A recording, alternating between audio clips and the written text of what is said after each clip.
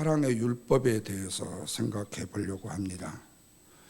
율법이라는 말이 나오면 그 아담의 후손 되어진 우리들이 먼저 생각하는 것이 있어요. 그게 뭐냐면 로마서 7장 9절에 전에는 율법을 깨닫지 못했을 때에는 내가 살아있더니 계명이 이루니까 죄가 살아나고 나는 죄에 죽었도다 하는 말씀입니다. 이 말을 다른 말로 말하면 내가 죄인이라는 사실을 무엇 때문에 알았다는 거죠? 율법 때문에 알았다는 얘기입니다. 그러니까 내가 60마일 지키고 가는 것이 그냥 보편인 줄 알았어요. 그래서 60마일로 계속 갔더니 가다 보니까 스피드가 여기는 80마일로 된대요. 그러니까 나는 내가 고정관념으로 지키려고 했던 내 관점이 있지만 또 바뀌는 관점도 있을 수 있다. 그런데 율법이라고 생각하면은 나는 죄인이라는 사실이 율법에서 드러나게 되어진다라는 말씀이죠. 그렇다면 성령을 받은 사람은 어떤 사람인가? 율법이 우리 안에 들어온 사람.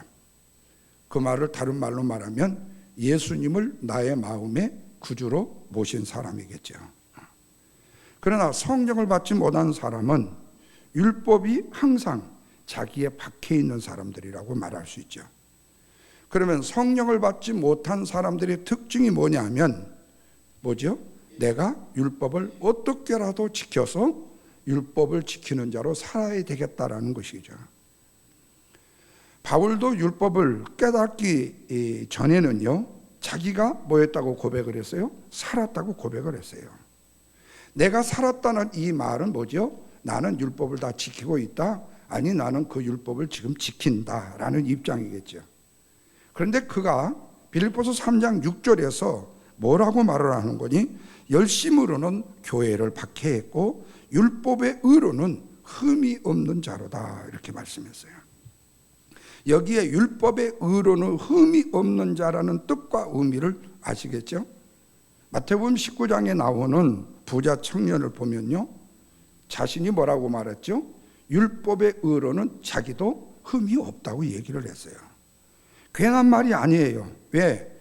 부자 청년은 십계명에 대해서만큼은 자신은 입어놓은 것을 다 지켰다고 생각을 했거든요. 남도 구제했고 도왔고 또 남에게 사랑도 베풀었고요. 그런데 부자 청년의 대답이 나는 다 율법을 지켰습니다. 얼마나 당당합니까? 우리 성도들 중에서는 이런 분들은 아마 안 계실 거예요. 왜? 율법을 다 지킨 사람이 있을 수가 없기 때문에. 그러나 율법을 다 지킬 수 있는 사람이 있어요. 그 사람이 누구죠? 예수 그리스도가 내 안에 계신 분들이요. 그런데 이 본문의 말씀에서 다시 율법을 가지고 나오는 이유가 뭘까 하는 거예요. 이전에 말씀을 했던 율법을 가지고 나와요. 자, 우리가 로마서 1장에서 11장까지 말씀을 보면요, 율법이 소용이 있어요? 아무짝에 소용이 없는 것처럼 율법을 그냥 지리 때려요. 그렇다면 율법이 없어졌습니까? 폐기된 게 아니에요. 그 율법이 어디로 왔어요? 우리의 마음속에 들어왔다는 겁니다. 그런데 어떤 사람은 그 율법이 아예 폐기가 되었다고 생각해요. 그래서 구약의 말씀은 이미 지나가는 거니까 없어진 거고, 신약의 복음서의 말씀은 예수님이 왔다가 가셨으니까 소용없는 거고, 이제 우리에게 필요한 것은 앞으로 올날 계시록만 필요해서 계시록만 갖고 연구를 하는 분들이 있다가 괜히 3단 5단으로 빠진 사람도 있잖아요. 그런데 어떤 사람들은 율법이 폐기가 됐다고 생각해요. 그것은 십자가의 피를요, 과거로 돌리는 사람들인 것입니다. 그런데 그럼에도 불구하고 아이러니하게 들고 나온 것이 무엇이냐면 율법이에요. 그 율법을 이용해 가지고 부활의 삶을 살고자 주장하는 사람들이 있다는 거예요. 이 사람들이 누구냐면 성화론자입니다. 성화론자. 우리가 죽기 전에는 성화가 돼야 된다. 이게 대표적으로 성결교가 이걸 주장합니다. 다시 말하면 성도가 십자가의 피에만 머물려서는 안 되고 완전히 그로 인하여 바꾸어져야 된다. 그래서 말씀을 따라가는 삶을 강조하는, 행위적 삶을 강조하는 삶을 얘기해요. 그런데 성경에서는 율법은 항상 무엇과 만나느냐? 죄인과 만납니다. 그래서 죄인이 계명에 이르니까 죄가 뭐였다고요? 살아났다고 말씀한 거예요. 그래서 이 율법이 탐내지 말라 하지 않았다면 내 자신이 탐심을 가졌다는 것이 무엇인지를 알지 못했다는 것이 성령 받은 누구의 고백이죠? 사도 바울의 고백이었다는 거예요. 그래서 오늘 본문에도 보면 율법을 다 이룬 사랑을 말씀해요. 자, 이 8절 말씀을 다 같이 한번 읽겠습니다. 8절 말씀이요. 피차 사랑의 빛 외에는 아무에게든지 아무 빛도 지지 말라. 남을 사랑하는 자는 다 율법을 이루었다. 사랑의 빛 외에는 아무에게든지 아무 빛도 지지 말고 사랑의 빛만 지고 살아야 된다, 이렇게 말해요.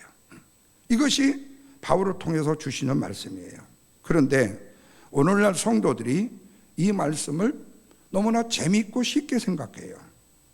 사랑의 빛 외에는 아무 빛도 지지 말라고 했으니까 여기에 나오는 사랑의 빛이라는 이 말을 채무관계로 생각하는 거예요.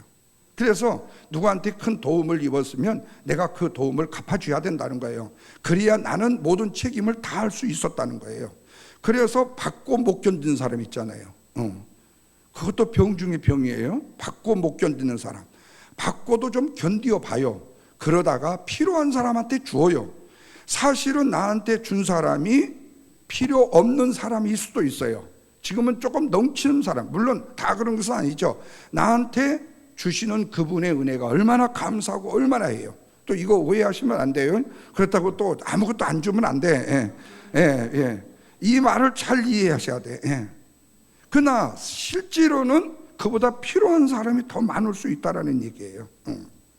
그러니까 채무관계로 생각을 한다면은요, 사람이 살아가면서 받았던, 베풀었던 호의로 생각한다는 거죠. 그렇다면 우리가 남에게 빛을 지고 살지 않을 수가 있습니까? 그렇다고 우리가 그 빛을 다 갖고 살아갑니까? 우리는 종종 잊어버리며 살아간다는 거예요. 그러니까 사랑의 빛만 지고 살라고 해도 우리의 삶은 완전한 삶이 못 되고 불가능한 삶이라는 거죠. 그런데 주님은 사랑의 빛 외에는 아무 빛도 지지 말라고 말씀해요. 그러나 문제는 우리가 남을 사랑하기 전에는 이 문제가 해결이 되어야 한대요. 안 되죠. 그래서 9절에 남을 사랑한다는 것이 뭐라고 얘기를 하는 거니? 9절이요. 다 같이요. 간음하지 않고 살인하지 않고 도적질하지 않고 탐내지 않는 것이다. 이것을 한마디로 내 이웃을 내 자신과 같이 사랑하는 것이다, 이렇게 말합니다. 바울의 율법의 완성이 내 이웃을 내 몸과 같이 사랑하라는 이 말씀을 하면서 왜 가장 먼저 간음의 문제를 들고 나왔을까 하는 거예요. 그것은 우리 주님이 이 간음에 대한 문제를 너무 잘 아셔요. 그리고 우리가 어떤 생각을 갖고 있는데도 사람은 몰라도요, 우리 주님은 아셔요. 눈치를 빠른 사람은 눈빛만 보고도 알아요. 그래서 사랑이 율법의 완성이라는 거예요. 그렇다면 간음하지 말라는 이 말씀을 가지고 뒤에 살인하지 말라, 도적질하지 말라, 탐내지 말라는 말씀을 특별히 언급하는 이유는 간음도 마음의 문제고 탐내는 것도 마음의 문제고 살인이나 도적질도 마음에서 일어난다면 이 모든 것들이 사랑이다 아니다? 사랑이 아니다라고 말하는 거죠. 그러니까 우리는 행위적인 얘기만 말하는 거지 마음으로 갖는 사랑이나 마음으로 갖는 간음이나 도적질에 대해서는 얘기 않는 거예요. 참 목회 중에 조심해야 될 일이 있어요. 성도들 집에 가면요, 화병의 꽃이 아니라 화분의 꽃이 굉장히 아름다운 게 있어요. 그렇게 보면은 앤틱처럼 참 좋아요. 아이고 집사님 이거 참 좋네요. 이런 거 어디서 구해요? 이렇게. 그러면은요, 교인이 생각할 때는요, 아유 우리 목사님 이걸 너무 좋아한갑다. 그래가지고요, 그걸 들고 교회로 와요. 아니면 목사 집으로 갖다 주어요. 그러면 결국에는 목사가 뭐 한 거죠? 탐심으로 빼앗는 거예요. 탐심으로 빼앗는 거예요. 그분은 목사님이 좋다고 했는데, 그렇다면은 그거 똑같은 거 어디 가서 하나 사다가 차라리 주문인데 자기 것마저 내어주는데, 99마리 양 가진 사람이 아니라 한 마리 양 가진 사람이 한 마리 양까지 주워버리는 거예요. 이게요 탐심이 돼버리는 거예요. 그러니까 간음하지 말라는 이 말씀을 앞장서서 로마서를 통해서 로마서 이유를 다시 한번 확인해 주는데, 율법이 오니까 죄가 살아나고 율법이 오니까 나는 죄로 죽었다, 이 고백이 나오게 하기 위해서라는 거죠. 이런 사람이 어떤 사람인가? 성령 받은 사람이다. 그래서 10절에서 사랑은 이웃에게 뭐를 행하지 않는다고 그랬어요? 악을 행하지 않는다 그랬어요. 그런데 이 앞서서 말씀하신 계명을 어긴다면 뭐를 하는 거죠? 이웃에게 뭐를 행하는 거예요? 악을 행하는 거와 똑같았는다는 거예요. 그래서 우리가 이웃을 사랑한다는 것은 가능한 거예요? 불가능한 거예요? 불가능한 거예요. 실제로는요. 그 돈 얼마 도와주고 뭐 좀 도와주면서 내가 이웃 사랑을 했다고 부자 청년처럼 자랑은 안 된다 그 말이에요. 율법을 다 지켰다고 착각하면 안 된다는 거예요. 그것 자체가 그의 영혼을 살리는 일은 상관이 없다는 거예요. 문제는 뭐냐면은 영혼을 살리는 일에 도움이 되도록 하기 위해서죠. 그래서 지금 우리가 갈등을 느끼고 있는 게 사거리의 홈리스들한테 돈을 줘야 되냐 안 줘야 되냐는 문제로 갈등을 하고 계시잖아요. 왜? 돈을 주었을 때 그들이 마약을 하거나 아니면은 술을 먹거나 다른 걸로 그들이 몸이 망가지니까. 그래서 먹을 것을 주어라 이런 분들도 있고, 그런데 아예 고개를 돌릴 경우들이 많죠. 차라리 눈을 안 부딪히는 게 나아요. 그래요. 이 목사가 별걸 다 가르쳐 주네. 마태복음 5장에 말씀하신 예수님이 어떻게 했어요? 살인하지 않고 간음하지 않는 분이 누구라고 말씀했어요? 오직 예수님 한 분밖에 없다 그랬어요. 그런데도 비하인드 스토리를 쓰는 자들은 무슨 뭐 마리아하고 예수하고 도망을 쳤다는 등 뭐 별별 얘기의 소설을 다 썼죠. 요한일서 4장 10절에 사랑은 여기 있으니 우리가 하나님을 사랑한 것이 아니요 하나님이 우리를 사랑하사 우리의 죄를 속하기 위하여 화목제물로 그 아들을 보내셨다. 로마서 4장 25절에서도 이 예수를 하나님이 그의 피로써 믿음으로 말미암아 화목제물로 세우셨으니 이는 하나님께서 길이 참으시는 중에 전에 지은 죄를 간과하심으로 자기의 의로우심을 나타내려 하심이라. 요한일서 4장 10절에서 하나님의 사랑을 말씀하고 있어요.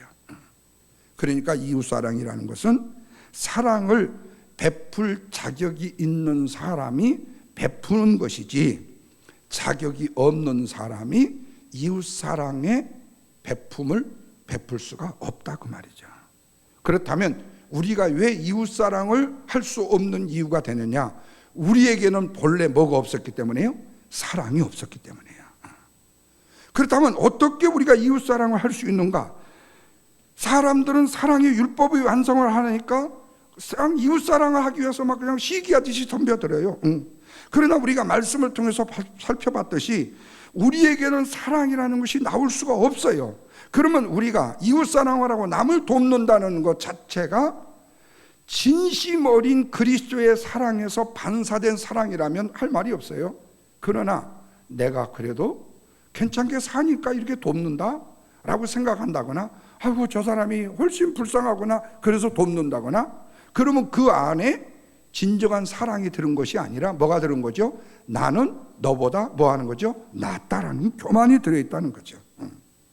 그래서 오늘 본문의 말씀을 보면서 자신이 사랑할 수 있는 사람이라고 착각을 하게 하는 거죠. 그래서 거기다가 또 하나 더 넘어가고, 이제는 내가 예수까지 믿으니까 나는 율법의 완성인 사랑을 할 수 있어라고 생각할 수도 있다는 거죠. 그 이유가 뭐예요? 선악과를 따먹은 후 아담의 후손들이 자기 자신이 죄인이 되었다는 것을 그렇게 싫어하는 이유 중에 하나인 거죠. 그러니까 죄인이 지고 싶지 않은 거예요. 이렇게라도 내가 아담의 후손이었지만은 지금 베풀고 산다는 거예요. 그러니까 이걸 좀 벗어나고 싶은 거죠. 그래서 여러분, 실제로 범죄한 사람들이 그 뭡니까? 그 어디 좀 기관에 가서 이렇게 봉사하잖아요. 그거요. 범죄한 사람들이 감방에서 안 살고 사회봉사로 가고 하잖아요. 그러면은 다른 사람들이 볼 때에는 그분들이 봉사하는 것이 뭘로 보이죠? 야, 참 저분들, 왜? 저 사람이 전과자인지 모르니까 참 저분들 우리 같은 사람 돕느라고 참 애쓰고 사랑이 많은 분이구나, 그렇게 생각을 해. 그 상대방에서는. 근데 나 자신은 뭐죠? 지금요? 내가 범죄자이기 때문에 억지로라도 당신들을 사랑하는 표현을 하는 거야. 그러니까 똑같은 봉사를 하는데 보는 사람의 관점과 내가 느끼는 관점은 다르다는 거죠. 그러니까 우리가 사랑이라는 관점도 마찬가지인 거죠. 선악과를 따먹은 이후에 아담의 후손들이 가질 수 있는 죄를 싫어하는 이유 중에 하나. 그래서 내 자신도 하나님과 맞먹는 관계, 맞먹는 위치에 서든지 아니면은 차라리 하나님보다도 더 높은 위치에 서야 되는 거예요. 그래서 하나님께서 율법을 주셨을 때에 유대인들은요, 그 일을 위해서 율법을 더욱더 열심히 지켰던 거예요. 그리고 또 하나는 뭐죠? 이전에 하나님이 우리를 멸망시켰지만 우리는 이제 하나님과 대항해서 절대로 멸망되지 않는다라는 거죠. 그래서 예수님 이전까지는 율법을 안 지켜서 하나님께 멸망을 받았으니까 이제는 율법을 지키겠다고 다짐을 하는 거죠. 이게 무슨 말인지 이해가 되시죠? 나도 하면 할 수 있다. I can do it. 요즘에 아주 유명한 말 아니에요? 나도 할 수 있다. 그래서 모든 걸 다 되는 줄 알아요. 모든 걸 다 되는 줄 알아요. 근데 그렇게 주장하고 했는데도 안 되면 어떡한가? 물론 그 정신을 비난하는 것 자체는 아니에요. 근데 그 교만은 비난받아도 싸다 그 말이죠. 그래서 예수님이 오시니까 그 율법의 지킴이가 돼야 된다. 그러나 사실은 예수님이 오심으로 말미암아서 우리는 율법의 지킴이가 될 이유가 없는 거죠. 다시 말하면 예수 그리스도의 보혈의 은혜를 이야기하지 않으면서 내 자신이 율법을 지켰다고 생각하는 것은, 이웃사랑을 한다고 생각한다는 것은 그 안에 어떤 사랑도 들어있을 수가 없다고 말이죠. 그래서 율법으로 말미암아서 완성을 시키는 것이 아니라 오히려 율법을 폐기시키는 일도 서게 된다는 거죠. 그렇다면 보통 사람들이 이렇게 말할 거예요. 하나님이 우리에게 그렇게 완벽한 요구를 하는 게 아니고 그래도 신용만 내도, 그리고 방종 안 하고 그냥 적당히 해도, 그래 너희들은 연약해서, 인간은 연약해서 그럴 수밖에 없어, 그러니까 최선만 다해도 내가 알아서 받아주마, 이렇게 생각할 수도 있다는 거죠. 왜요? 흔히 우리는 그렇죠. 이렇게 여잖아요. 하나님은 아십니다. 당신의 연약함을 아십니다. 그 연약함에도 불구하고 하나님이 당신을 사랑하십니다. 맞아요. 그 사랑은 맞지만 구원과는 문제는 또 달라진다는 거죠. 그래서 우리가 로마서 1장에서 지금까지 쭉 보면서 인간은 아담 안에 죄밖에 없었다는 거죠. 율법이 오기 전까지는 자기가 율법을 지킨다고 오기는 죄인들밖에 없었지만 율법이 자기 속에 들어오니까 죄만 살아난다고 고백하는 자들로 많아지더라는 거죠. 그래서 세상에는 이 두 부류밖에 없습니다. 그렇다면 성도는 이웃사랑을 할 수 있나요? 누가 이웃사랑 하셨습니까? 우리가 하는 거 아니라 주님을 내 안에 모신 자가 할 수 있는지죠. 반면에 성도는 주님이 이웃사랑을 하셨다는 사실을 증언하는 자들일 뿐이다. 예수 그리스도의 이름으로 내가 사랑할 수 있는 자이다. 그래서 참 이웃사랑이라는 것은 십자가의 복음을 전하는 거야. 그러니까 지금 우리가 심가섬건으로 태신자를 작정해 놓고 우리가 기도하는 것은 이웃사랑의 가장 뭐죠? 기본적 베이식을 지금 가장 원론적이고 가장 충실한 것을 행하고 있는 거죠. 왜? 진정한 이웃사랑을 하실 수 있는 분은 누구밖에 없었기 때문에, 예수님밖에 없었기 때문에. 그래서 당신의 생명을 내어주셨잖아요. 당신을 죽이는 자를 위해서도 당신의 생명을 내어주셨잖아요. 원수 사랑까지 하셨잖아요. 예수님이 이 대표적인 사랑을 베푸셨다면 그의 제자가 되어진 스데반 집사가 이웃사랑을 어떻게 설교했는가? 마지막에 한편의 설교를 하고 돌에 맞아 죽었습니다. 그 설교의 핵심이 뭐냐면 십자가의 피의 복음입니다. 로마서 7장 51절 이하의 말씀에서 목이 걷고 마음의 귀에 할례를 받지 못한 사람들아, 너희도 너희 조상같이 항상 성령을 거스리는도다. 너희 조상들이 선지자들 중에 누구를 박해하지 아니하였느냐? 의인이 오리라 예언한 자들을 그들이 죽였고 이제 너희는 그 의인을 잡아준 자요 살인한 자가 되나니 너희는 천사가 전한 율법을 받고도 지키지 아니하였도다. 이렇게 설교를 해요. 스데반 집사가 예수 그리스도가 내 안에 있으므로 십자가의 복음을 전한 바로 이웃사랑을 실천한 예로 보아야 되겠죠. 그래서 성경에서 말씀하시는 이웃사랑은 스데반 집사의 죽음을 통해서만이 드러나는 것이 아니라 원론적으로는 예수 그리스도께서 우리의 죄를 위하여 십자가에 죽으신 십자가를 통해서 드러나는 사실이다. 그래서 십자가에 달리신 피 흘리신 우리의 주 예수 그리스도의 은혜를 전하지 않고는 내 자신의 사랑을 드러낼 자가 있을 수 없죠. 바로 그 십자가의 피를, 그 보혈의 은혜를 증거함으로 내 안에 있는 사랑을 나타내는 것이고 이웃사랑으로 증명하는 것이죠. 그러나 그것이 없이 내가 내 뜻으로 내 생각으로 내가 베풀고 섬긴다는 것은 바로 내 자신의 교만을 드러내는 것이 되어줄 수 있다는 거죠. 물론 이것도 못하는 사람들도 세상에 많지만요, 그러나 복음적 원론적 복음의 구원의 율법의 완성에 있어서는 이 사랑만이 진정한 완성이다. 그래서 성도는 오늘 말씀에서와 같이 율법의 완성인 이웃 사랑하는 자로 그리스도의 복음을 전하면서 살아간다.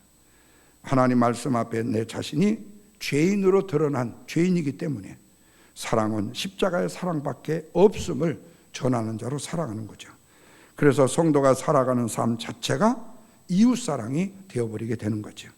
무엇을 해도 내 자신은 아니고 주님이 하셨음을 전하는 주님의 증거자, 증인, 이 삶이 바로 율법의 완성인 사랑을 실천하는 성도의 모습이다. 이 모습으로 저와 여러분이 서기를 주님의 이름으로 부탁합니다.